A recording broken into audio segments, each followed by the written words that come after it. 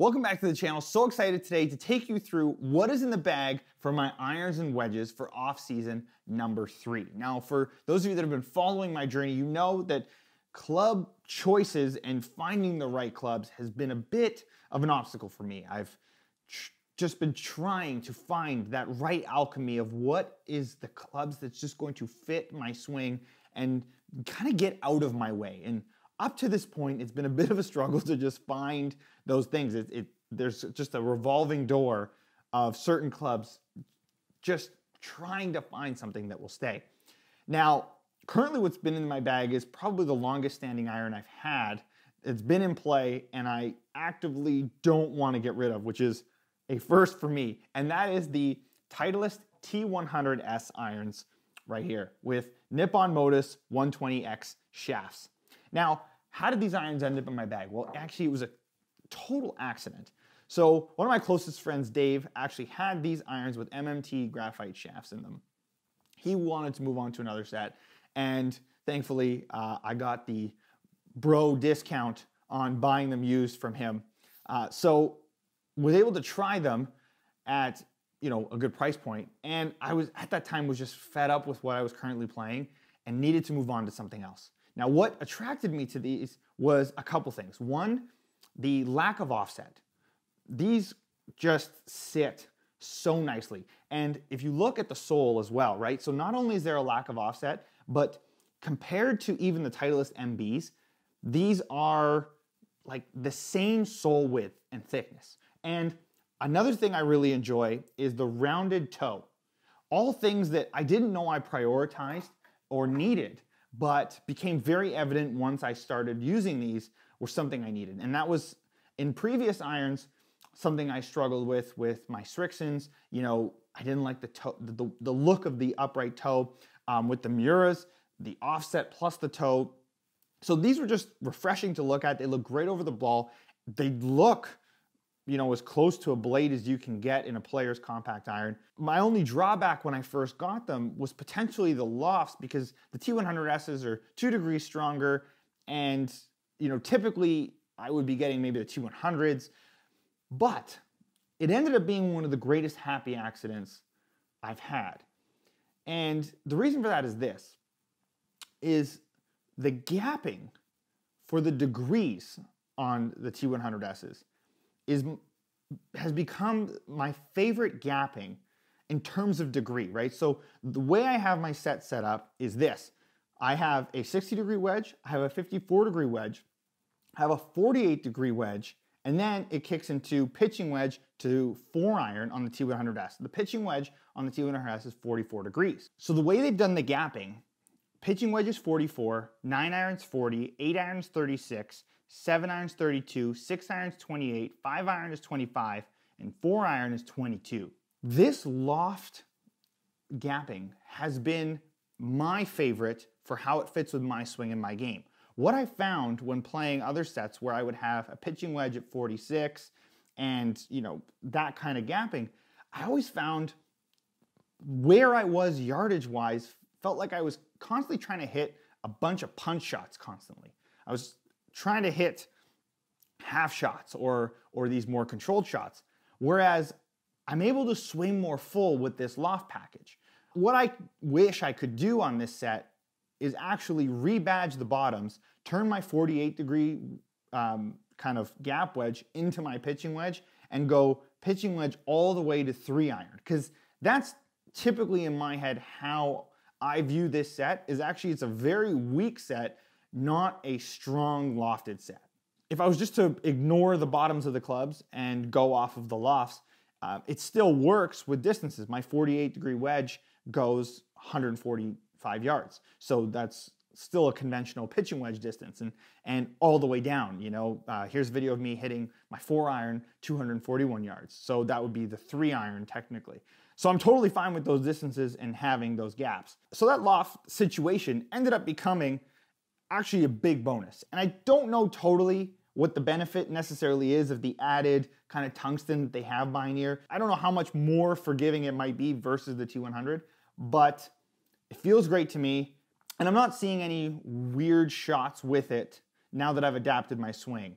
One of the things I was concerned of was that I might be hitting the ball too hot. It might, catch flyers or things like that. I initially did have some of that, but it was more based on my delivery, not the clubs. Once I kind of fixed my angle of attack and evolved my swing, and I'll get into that, I see no issues with spin rates, anything like that. And again, the loft package is the best.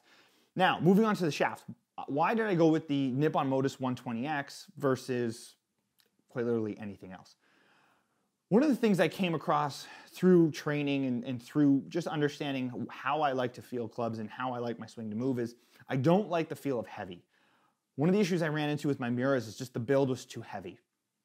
The Miuras feel great, a phenomenal club, but the way those were built, just the swing weight was just not what I need. And I know for me, when I have too heavy of a club, I try to make too many compensations with my hands.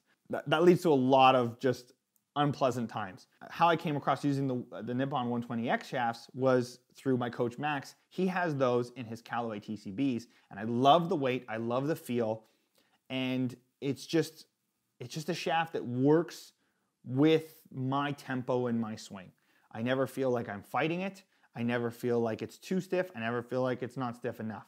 And I can take it to really high speeds and don't feel like I'm losing any control or I'm overloading the shaft. So that is a huge plus. I would have loved to have tried something maybe stiffer, but a 130 gram shaft, an X7 or a Project X 7.0, it just, that feel, the way that's built, I just don't love it. So made those decisions. The next was putting this together. And that's where Rich came into play with his team at Genuine. And Rich did the build for me back in March. So I've actually been playing these clubs for a really long time. And the attention to detail in the build and just how dialed in the swing weights were, it really taught me the value of getting a good build on your clubs, like really getting a solid build and the difference that makes to how you can improve and how your swing feels. We have it built everything from D3 on the 4-iron all the way up to graduated to D5 on the wedges. I like that swing weight a ton. That graduated swing weight just is perfect, especially in the 4-iron. I find if the 4-iron just doesn't feel right swing weight rise, it's a disaster for me. And this has just been a great set. The tolerances between the swing weights was incredible when Rich first showed me when he did the build. And that's why I trust him above all else, because no one has delivered for me a set of clubs to that level with that much care and to that spec. Now, in terms of lie angle, everything is 2 degrees flat from 4-iron to pitching wedge, and then 3 degrees flat from 48-degree wedge to 54 to 60-degree wedge. So that is how we have it set. I am debating potentially going 3 flat throughout the entire set. You'll see here, we did a little loft and lie check just on my swing lately on just a lie board because I was just genuinely curious. I hit my 54 like perfect right out the middle. I do find with the 4-iron and some of my irons, where I put my hands, I'm seeing some toe up. Again, we have to do some more testing, and that's something Rich and I are going to get into, but I may experiment with going 3 flat throughout the entire set just to make that work for me. Now, I do have a potential inkling to want to do a superset of trying to get MBs, Titleist MBs, bend them weak to match the lofts of these and have I have an idea, but that might be for a later time in the season. But if things pick up, we may be testing a super combo set with the MBs and these that I've got in my head. That might be really cool, but with that being said, I have zero desire to swap these out for anything else. And yeah, I just love them. So with that, I'm gonna take you over to the Genuine shop now. I need some new grips, and we gotta just do the loft and lie check because it's been a long time since I've got these dialed in, so I wanna make sure they're exactly what we need for the off season. And then after that, we should be back in time to hit a night range session at Cultus. So that should be pretty spicy. So let's go. All right, we're here in the shop with quite literally the master, Mr. Rich Masters. Hey, how you doing? It's spa day for the club. We're doing a little loft and lie. We're getting a new 60-degree wedge. We're moving from the SM8 60-degree to this brand new SM9 60-degree 10S. The grips need a little loving. We're doing the Tour Velvet 360s with the white, same ones as that come kind of stock on the Titleist. But they need a little spa action because I've worn out the grips, as you can see here. It's been a lot of grinding, a lot of off-season practice. Plus, this new shop. So this is Genuine Golf here. This is Rich's brand new place. Absolutely incredible. They've got the Quintic here, which is, can't wait to try that out. Just want to see what my putting date is like. Kind of scared, kind of excited. They got GC Hawk, so we can get any numbers, and you know, we can accommodate lefties too, even though we don't want to accommodate lefties, but it's easy to accommodate lefties, you know? You know, there's a few lefties in Canada. Exactly. So we're here inside Rich's space shuttle. Look at this, I love the vibe of the build shop. The Space Pro Shop, Yeah. It looks great with the lights on. Like, I actually leave the lights on, so when I come in the morning, it's dark. Right, and it just looks, ambiance. yeah. I love it, yeah. Got some cool little bits in here too. Yeah. And we're gonna do a little test on these bad boys coming up. Game changers. So guys, this is gonna be home base for off-season number 3. And we're gonna do a ton of testing. We're gonna try all of our quirky experiments. If you haven't seen Rich before on the channel, we did have quite a fierce Mars bar competition. So we have a bit of a rivalry. I'm currently 1-up in the Mars bar game, not a big deal. But Rich is a ruthless competitor. So there will be plenty of testing, plenty of course vlogs here on the Hawk. They've got a full putting setup here, so I'm sure, you know, there's gonna be some putting for money.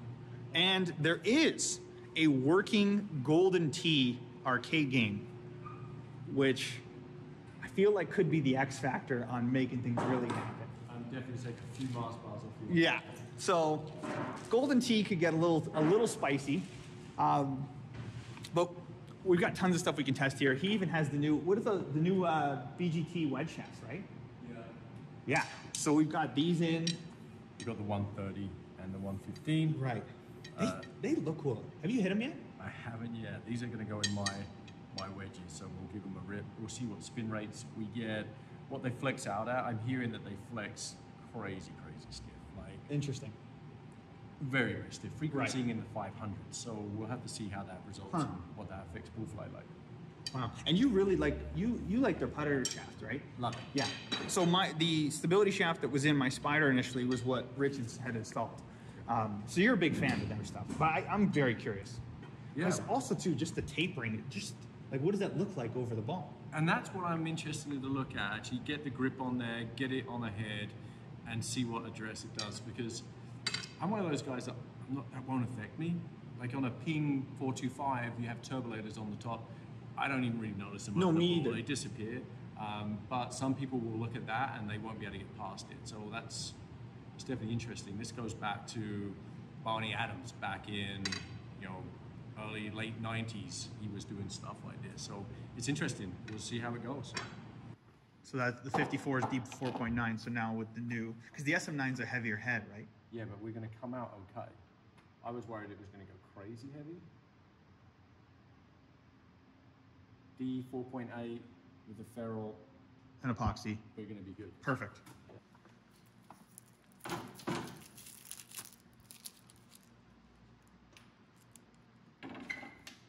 Look at these bad boys. Gripped, lies, and lofts are perfect. Mr. Richie Rich, Yeah, thank you very much, sir. no problem at all. Oh, Just, the absolute best. I should really be taking out the mud out of these. Well, that's my fault. That's my I feel fault. like it's Gabe's lucky mud, so we'll leave it in there. You know what? I got too excited. I came straight from the range yesterday. Club's right in the bag to here.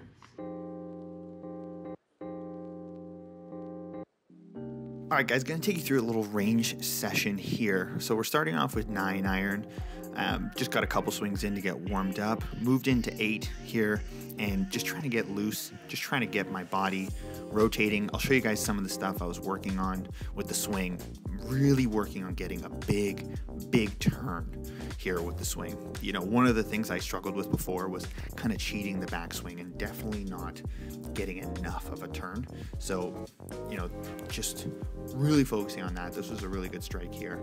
And just trying to get my hips through the ball. Like this swing was really good. Got the right height there. Moving on to 7-iron, just peppering a few little draws. Always got to get a couple in there just to remind myself that, you know, don't let the path get too far kind of out to in. But at the same time, still can hit that high towering fade. Moving on next to 6-iron. This is where I really start trying to get the hips and the body moving to just clear and hit that fade.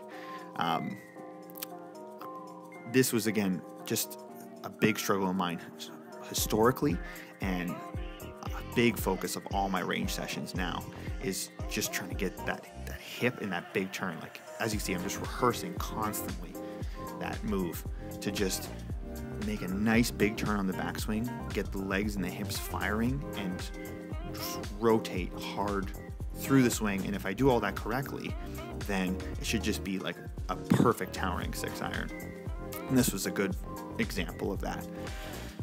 Moving on, next we got the 4-iron, so we're skipping ahead a bit to, you know, later in the session. 4-iron, again, is a big example, indicator for me, of, you know, when I'm hitting the ball well, I can hit this big high fade with the 4-iron.